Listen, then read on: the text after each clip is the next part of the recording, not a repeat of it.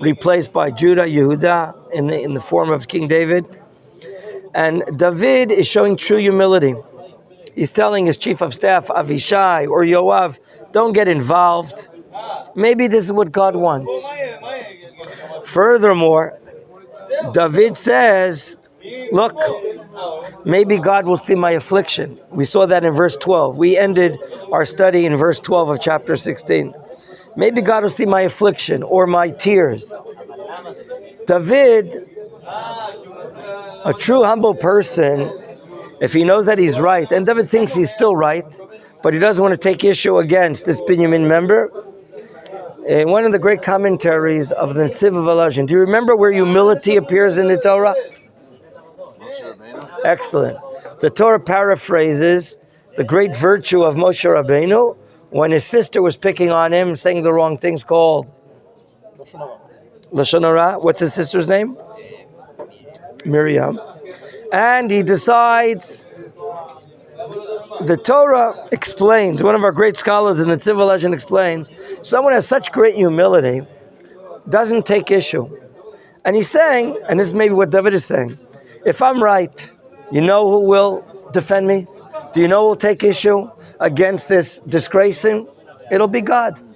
In other words, David has submitted himself as if he's selfless, but accepting judgment at the same time. If there's a need to protect me, if there's a need to do judgment against this person that's blaspheming me, let God do it. I don't want to take issue right now. That's David we're seeing here. We're continuing verses 13 and 14. We're reading it in Hebrew first, of course. Vayelech David. He keeps on going. Va'anashav badarach. He's on the road. But what's happening simultaneously? V'Shimi, this character from the tribe of Benjamin, Shimi is his name, Holech Betzel Har. He's walking on the side of the mountain, on the other side perhaps, Le'umato, in contrast to David, Haloch Vayikalel. He goes, walks, and he curses. Vayisakel Bavanim Lumato. And he throws some pebbles or some stones in the direction of David. And for novelty, V'ipar Be'afar. He throws some dust or dirt in the direction of David. What is the prophet who's writing this telling me here? What do I have to know? I mean, it was an encounter before he was disgracing him. He was cursing him. He was throwing pebbles at him. Maybe this is even a greater level of David. David just ignores. He ignores him. You know, do you remember we used to fight with your brother or sister? What would really be the pleasure of your brother or sister? That you react to your brother and sister. And you also call him a bad name or a bad name, right? To him or to her. Right? A person that's insulting. He's often looking for what? A reaction. What is David doing here? No reaction whatsoever. Do you notice? Do you know what that does to your opponent? What do you think psychologically, David? What does it do to the person that's disgracing you? It makes them feel foolish. There you go. It makes them feel foolish. That I'm not getting any benefit. Why? He's not even reacting to me. I'm cursing him. I'm throwing pebbles at him. He ignores me. I'll just keep on doing it until he says something, right? So David is silent. Remember what our sages say in Pirkei Avot?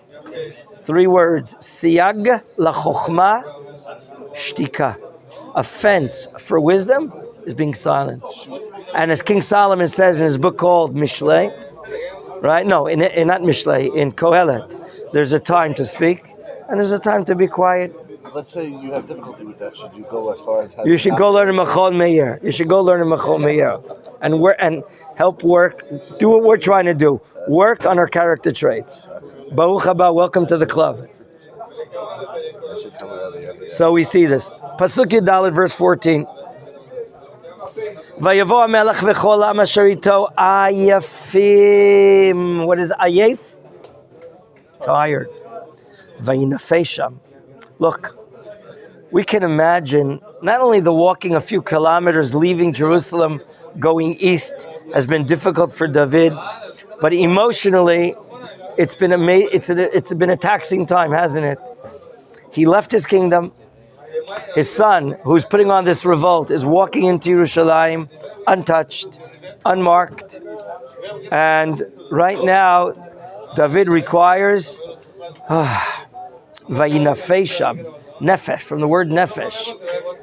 Nefesh, of course, means soul. What is a vacation word for in Hebrew? Nofesh. Why is a vacation termed nofesh? Because it brings you back to your... Right, it brings back your soul. You're relaxed. You're not fatigued anymore. Right now, David is in need of something that will bring back his nefesh, his breath, because it's been a very cumbersome time for him, hasn't it? So much imposition, so much emotional going on. And what's happening as he's leaving? Who's walking through Yerushalayim? Pasuk Tedvav, verse 15. V'avshalom v'chol ha'am, ish Yisrael, ba'u Yerushalayim, v'achitofel ito. What's the novelty of this pasuk? The gates are open, the doors of Yerushalayim are open, and without shooting a bullet, without any struggle whatsoever, that's it. He walks into Yerushalayim, no war. He walks straight in from which city, remind me? Who walks in? Avshalom? Avshalom. From which city? Hebron. From Hebron. From the south to the north, some 40 kilometers or so. He walks in untouched, no war, no nothing. And who is with him? One of the smartest persons in the former administration of David, Achitophel. Sounds like David was right. He suspected that his major advisor, called Achitophel, will change sides. And apparently, it's clear to the Tanakh writing this. David is assuming this. We don't know if that he knows for sure, because the prophet is writing this. But Achitophel is with Mr. David. Now, I want you to notice something. Right now, you don't get any greater downers than what we're learning about David. He's depicted, he's disgraced, stones are thrown towards him, pebbles, dirt. Avshalom walks into town. It sounds like he's just giving up, doesn't it? Remember, we saw in our learning the end of last week that David was careful to have some spies working on his behalf. Do you remember who are the spies working on his behalf? See. First, he has two priests, one called Tzadok and the other called Evyatar, that they remain inside the city of Yerushalayim, and they serve whoever's going to be serving in the altar and so on and so forth, and their two sons will be available for what? For scouting. Any information given to those Kohanim, they'll scout, and they'll bring the information to David. That's number 2. Remember, he also met up with a friend who was a distant friend called Hushai Ha'arki. Hushai was asked to go back and offer his services to the new king. Okay? Maybe the new king will not suspect he's a spy because he's not the next right-hand man of David. He's occasionally with him. And maybe this is a sign that David is not giving up. Point number 1. He's what? He has people ready to give him spy information. That's what the Tanakh tells us in verse 16. Vayihi. Let's read it, verse 16. Vayihi. I'm jealous that you're pouring him. Yeah, I wanted you to more. Yavopa now. All the best. Thank you. We're going on. Vayika sheba Hushai Arki re'eh David el Avshalom. Vayomer Hushai el Avshalom Yechi Melech. The king comes in, and who praises him? Hushai, the friend of David. That's really like a secret agent. And notice what he says twice. Yechi Melech, let live the king. Yechi Melech, let live the king. What does he not say? He says Yechi Melech. What does he not say? What could he say? Yechi Melech, and use the name. He doesn't say Yechi Melech Avshalom. He's very sharp. Yet, whatever Melech it is, I formerly was a supporter of David, as we're going to read his words soon. And now I'm a supporter of David's son. It doesn't make a difference. In other words, he's saying a very neutral statement, let live the king, let live the king, in order that Avshalom has no misthoughts that he is a spy of David, but he doesn't say at the same time, Yechi Amelech Avshalom. Who doesn't say that? You just read it yourself. It says Yechi Amelech only and not Yechi Amelech Avshalom. Why? He's not a liar. He really wants to support David, but he's able to hide it. Now, Avshalom is still suspicious. Pasuk Yud Zayin, let's read his suspicion in verse 17. Against who? What? Hushai, it says here, is a friend of David. What is he doing in Yerushalayim welcoming the new king? What does he want to have his head chopped off? Answer, he's telling him, I'm supporting you now. What do you mean you're supporting me? Yeah, I'm even saying it twice. Yechi HaMelech, Yechi HaMelech. We notice, though, he doesn't bother to say what? Yechi HaMelech Avshalom. But he's still suspicious. Why? Look what Avshalom says to him in verse 17. Vayomer Avshalom el Hushai. Okay? Zechazdecha et reyecha, lama lo alachta et reyecha. Two statements said here by Hushai. How would you punctuate these two statements? Okay? Is it a proclamation or is it a question? Question. Maybe it's two questions. Number one, Zechaz dechat reyecha. Is this the kindness you're doing with your buddy, your friend? Who's his friend? David. Is that what you're doing? You're turning your back on him? Question two. What does he say? Lama lo alachta et reyecha. Why didn't you join your friend? Meaning, why didn't you join the team of people that have left Yerushalayim escorting David? Okay? All this is suspicious. Look, you have to realize, it's obvious that Avshalom has suspicions because he knew people were here in Yerushalayim supporting David. So, in spite of the words Yechi HaMelech, Hushai is under investigation. He's under investigation, and he has to give a good answer. Because if he doesn't give a good answer, because we know Avshalom to be a very difficult person. Let's see the response of Hushai. Pasuk Yudchet, verse 18. Vayomer Hushai l'Avshalom, lo. It's not true. Meaning, I don't agree with what you're saying. And now, we're going to see three reasons why he's explaining, I join you, Avshalom. Number one, Ki asher bachar Hashem. That's number one. Number two, Ve'ha'am hazeh. That's number two. And number three, V'chol ish Yisrael. Lo eheyeh v'ito eshev. How is the word lo spelled inside your Tanakh? Which pasuk? Well, you spell it Yudchet. How is it spelled, sir? In my book, it's spelled Lamed Aleph. Is it spelled in your Tanakh Lamed Aleph? Yeah. It is? But, Do you see an asterisk above it? No? We have a tradition. It appears in your lo. No, you don't have it. I see. Interesting. Your edition, no, your Jerusalem Bible doesn't have it. Does it have an asterisk here, the word lo? Yes, you do. Okay? This is an interesting Tanakhic tradition where a word is spelled one way and read another way. As if there is a double meaning. As if it's, in this case, unclear. I'll get to it in a moment.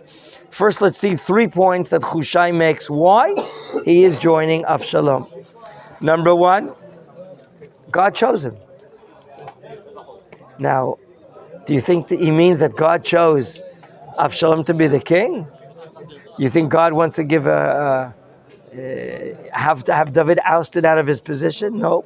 But is God allowing it to happen? Yes. So it's like God is choosing it. That's number one. I go with God. I'm on his team.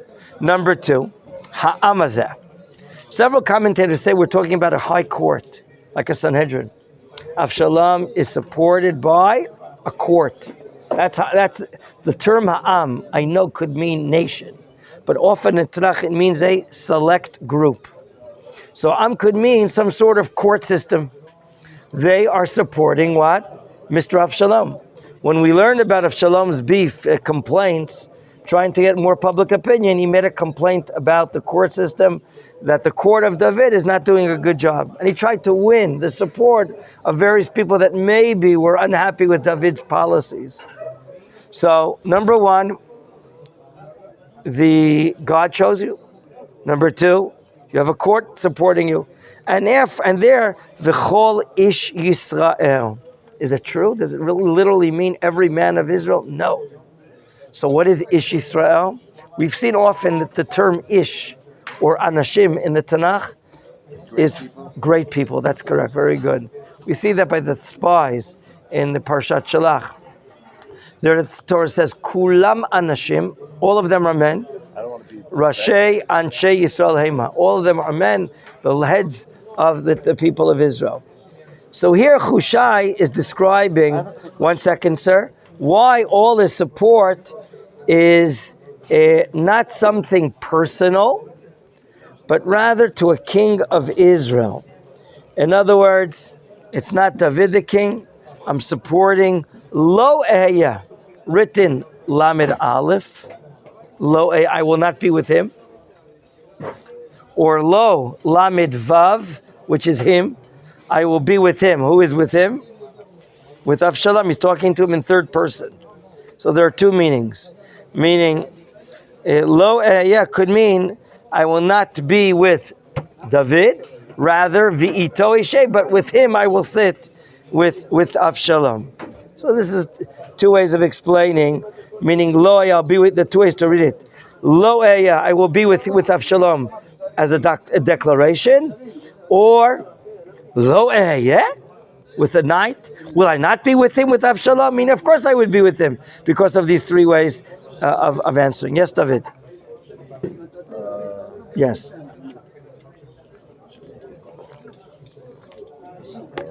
Okay. Another reason why supporting Yutet verse 19. I was just going to get yes. Like, you know how you're supposed to listen to the rabbi also? Like, a lot of people in America, they will listen to their rabbi, but it feels like the same kind of thing. Like, should you always listen to your rabbi if 10 out of the 12 are wrong? These were not just rabbis. These right, like, but so in America, you have Satmar, you have this. Right, but what does it have to do with the case here of Avshalom's rebellion? Avshalom is rebelling. David is being punished. He accepts the judgment. He doesn't make an issue about it. But we're going to be learning about a comeback. And we're going to ask ourselves, where does this comeback start? Or where is the sign later? We're going to learn maybe tomorrow or the next day that David is confident that he can overcome and overtake his son's rebellion. We're going to be looking for this. Because right now it seems that he's in a big downer. You know, he's like a loser. He's littling himself. He's allowing people to take advantage over him. Where does the tide turn around? We're going to look for the sign as we learn this chapter. Let's go 1 second. You get one chance for one question. I want to read the next pasuk. It's my turn. That's nice. Verse 19, pasuk Yutet Vashinit. Okay, another answer, a response regarding Avshalom. Lemi ani evod. Who will I be able to serve? Halo lifnei v'no. Will it not be good that I serve his son? In other words, what is he describing? Why is he emphasizing the son? Now look at the second part of the pasuk. I think we'll be able to understand. Kasher avadeti lefnei avicha, just like I served before your father. Kain eyeh lefnecha. In other words, what is Hushai explaining? His sincerity is to who? But now he's the king of Shalom. It's the family. I was with your father, and now I'm with the son.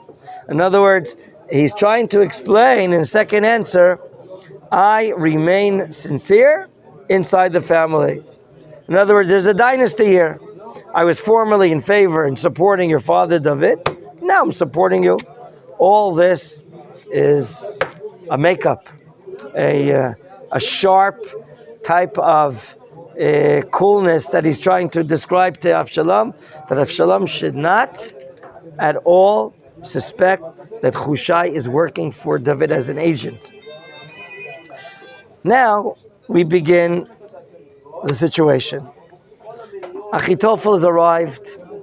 He opens the door. He goes into the palace. No bullets, no knife, no war. Does he stay here? Or does he run after his father?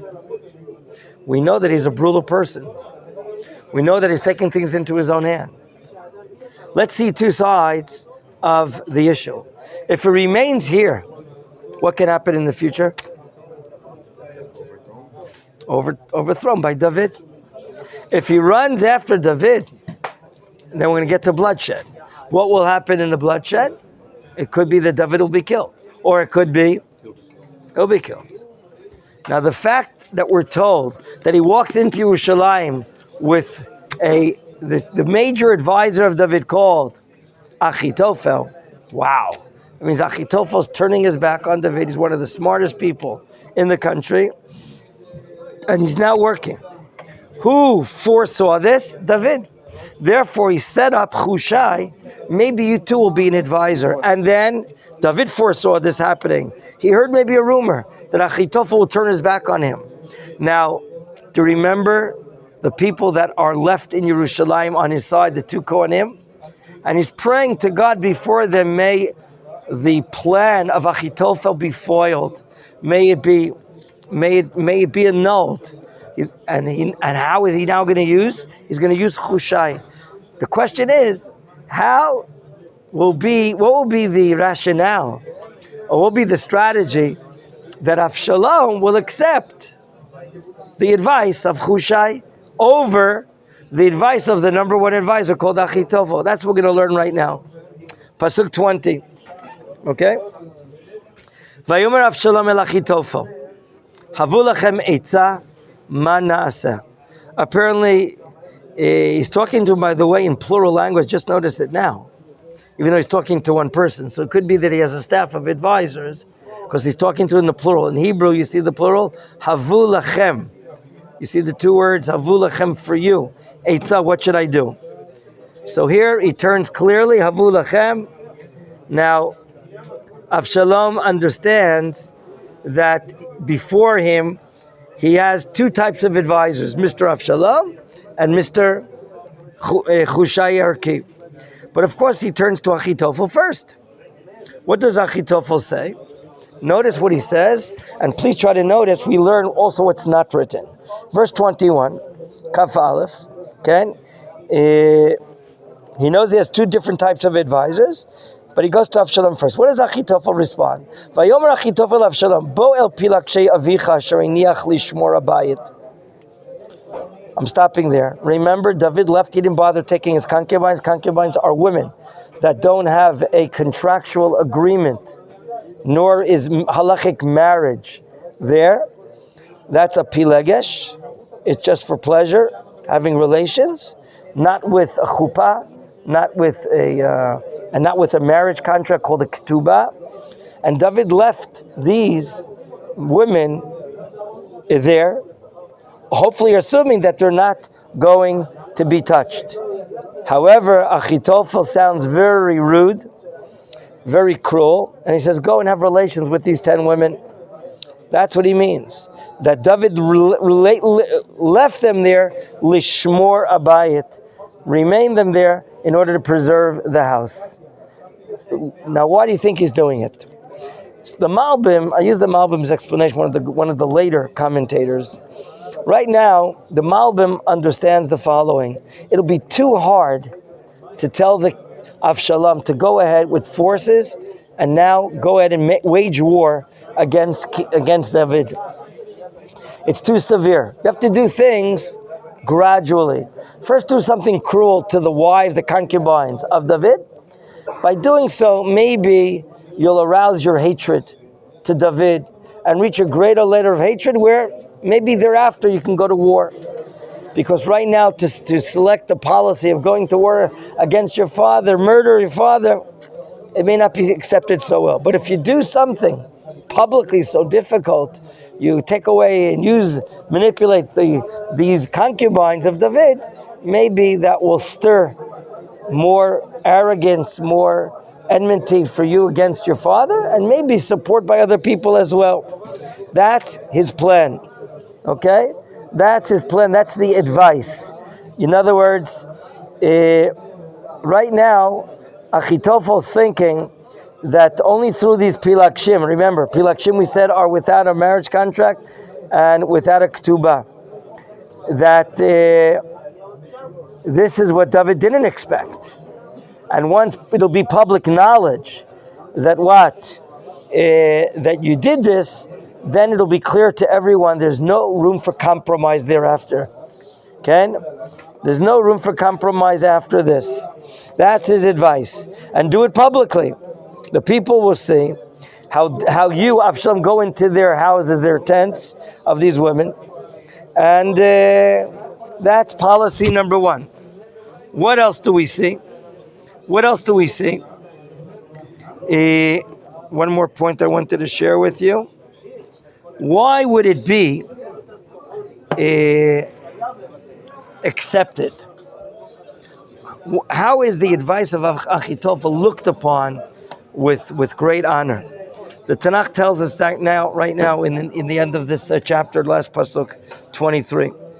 Vatzat Achitophel, the advice of Achitophel, last pasuk of the chapter. Asher ya'atz b'yamim hahem. Whenever he would give advice in those days, meaning to David, let's say formally, Kasher yish'al ish bidvar ha'elohim. Ken kol atzat Achitophel gam leDavid gam laAvshalom. People would consider grade A advice, top. His advice would be so special, it would work in every place, in any place. It would be almost equivalent to going to the Kohen.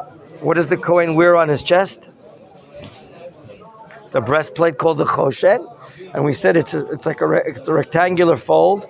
And inside the fold of the breastplate, by the way, remember, on the breastplate are 12 precious stones. Engraved in each of them is the respective names of the tribes.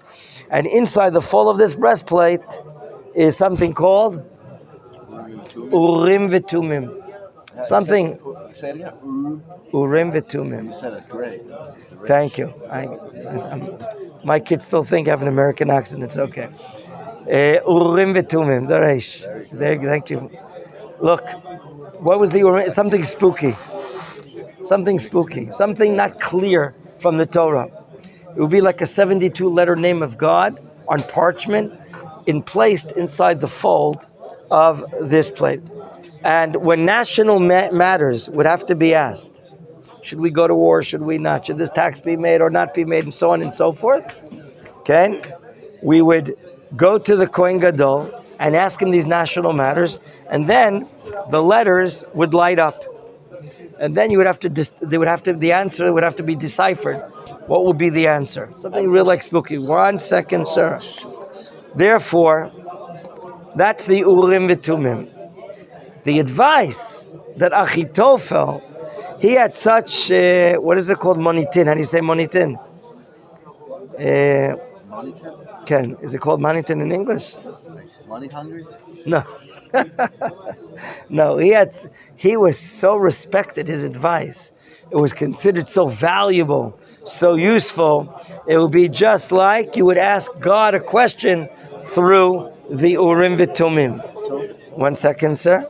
So we're ending the chapter here that Achitophel's advice is considered, wow, grade A, it's top notch, and so on and so forth. And people would adhere to his advice, just like they would adhere to the high priest that would use the Urim v'Tumim. This ends the chapter and ends the matters of David, where right now Avshalom has entered into the country, unharmed, untouched. And now, what is the next stage? And here, what's cooking up as a plan is stage 1 before stage 2. That's what it seems, according to the Malbim. First, disrespect your father. First, get him enraged. It'll be public knowledge he had relations with his concubines. And then, we'll see plan 2, as he says in our next chapter. Until then, we'll see you.